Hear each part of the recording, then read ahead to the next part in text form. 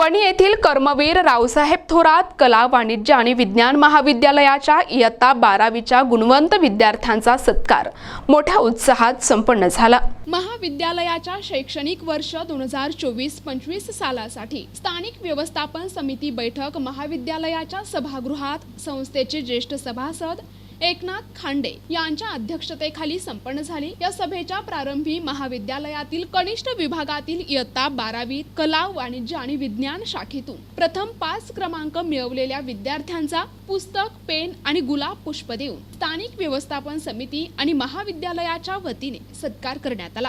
या प्रसंगी स्थानिक व्यवस्थापन समिती वरिष्ठ महाविद्यालयाचे अध्यक्ष राकेश थोरात, कनिष्ठ महाविद्यालय समिती अध्यक्ष सतीश जाधव, किमान कौशल्य विभाग अध्यक्ष ॲडव्होकेट विलास निरगुडे, माजी उपप्राचार्य RL पाटील, आनंदराव चौधरी, रविकुमार सोनवणे, किरण गांगुर्डे, अमोल देशमुख, अनिल गांगुर्डे, नामदेव पैठणे, रितेश पारख, प्राध्यापक गोरे पुरकर आदींची उपस्थिती होती। प्रतिनिधी दिगंबर पाटोळे, NTV न्यूज मराठी, वणी, नाशिक।